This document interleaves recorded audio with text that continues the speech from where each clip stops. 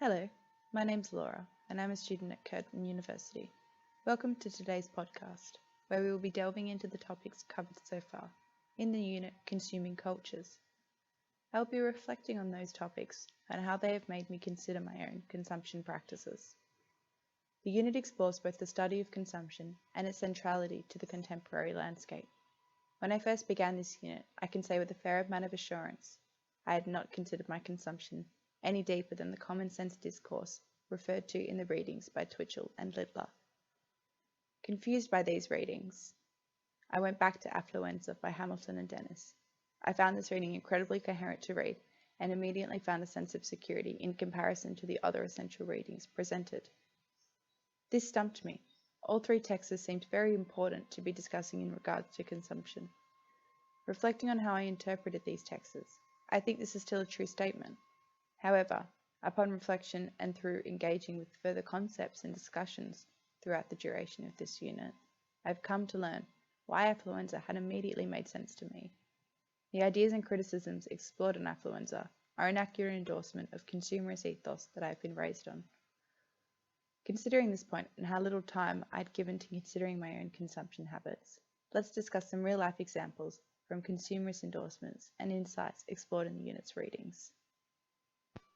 To begin this, I first considered the extent to which my sense of self-identity was linked to particular consumption practices. As I have mentioned, I hadn't consciously given much thought to my role in consumption. However, on reflection, I began to see my habits showing as I reread Littler and Twitchell's critiques. Around December 2019, or the end of last year if you will, I decided to stop eating meat. I'd been pondering this for at least a few years and had quite a few friends who were vegetarian and vegan. I've been lactose intolerant for the last few years, so I was aware that even though I was not calling myself a vegan, I would be restricting my diet by a substantial load in the eyes of those around me who still ate meat and dairy, those being my family, my partner, and his family. I received a lot of questions at this time, mostly because it was around Christmas. We spent Christmas Day with my mum's partner's family, who was a part of a large traditional Italian family. Each question would usually be the same: so why have you stopped eating meat? And every time I would reply, I would find myself becoming increasingly hostile and slightly anxious, feeling as though I was blaming or shaming them for still eating meat. Furthermore, I noticed my responses were very basic and lacked depth. I just don't like it, or I'm not really sure, it just doesn't sit well. Considering this experience with Twitchell and Littler, I can now see how personally eating meat is not just about, as Twitchell stated in regards to cycling, coming to grips with the deep allure of commercial culture, but understanding the material world's deep pull. My experience with eating animals was that it ethically had always not sat well, mostly as I have always been a big lover of animals. Growing up in the hills of Perth, on property with horses and dogs and a plethora of other animals, I'd settled for the fact I couldn't just stop eating meat, because if I really cared, then I'd never have eaten meat in the first place.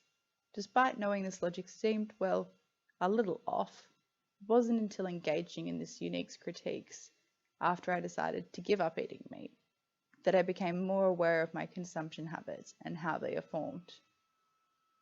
Littler furthered these thoughts. This particular quote really made me consider my personal stake in not eating meat and how much responsibility I've historically placed on myself. Ethical consumption is a system of a profoundly individualistic society in which individuals are being presented with both the opportunity of and responsibility for tackling a number of deep-rooted social problems. Being a student and living out of home, not eating meat is also a fiscal opportunity for me to live within my means. Attempting to reduce my plastic consumption this year also, I found myself trying to complete food shops with both the goals of spending the least on each item and buying the least amount of plastic. I found these two goals did not sit well with each other, finding in order to spend less, I would need to buy more plastic. Littler coins this contradictory consumption. Contradictory consumption was a critique that has allowed me to reflect on my relationship with consumption and to not just dismiss consumption as being a little more than a false consciousness. I think this connects with Twitchell's insights in regards to a need to understand our desires and consumptions better to alleviate individuals' shame.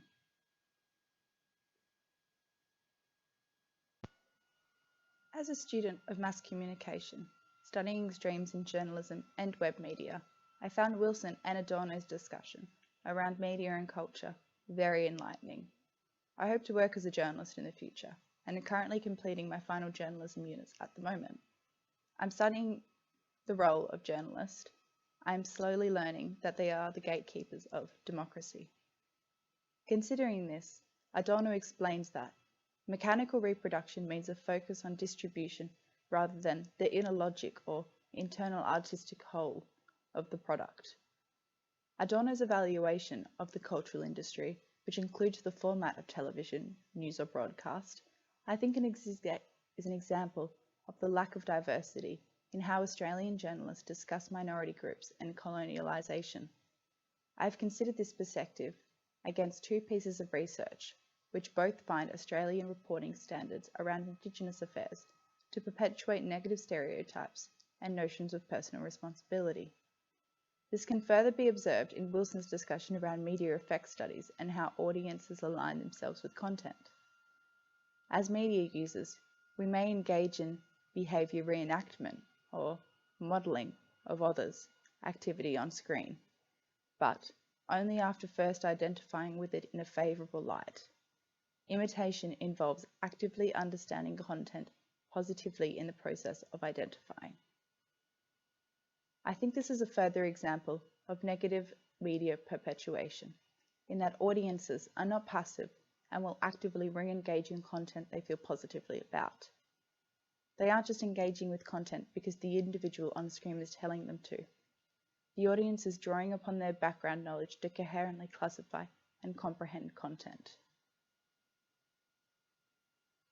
In the multitude of critiques around consumption and consumerism that I've mentioned, each perspective questions common sense assumptions, thus questioning the implications of such assumptions on the individual. I think this is best seen in Adorno's writings. The power of the cultural industry's ideology is such that conformity has replaced consciousness. Though this is a rather pessimistic take on how the audience reacts to content, Adorno's piece was written in 1989, a time in which spectator succumbed ideology was still very present and saw the audience as a passive recipients of imagery. Film was loaded with representations of masculinity, femininity, ethnicity. I believe Adorno's perspectives retaining to the study of consumption culture to be very important for his time, as it allows the audience to consider the alternative sides from the status quo presented in mainstream media. In conclusion, I have found that critically examining ideas and debates around consumption that I hadn't encountered before to be extremely beneficial to my overall understanding of the nature of contemporary consumer society. Reflecting on my slightly naive, overly simplistic attitude towards this unit's content, I believe I am now in a more empowered position as a consumer with a greater understanding of just how consumption really does structure my day-to-day existence. Thank you.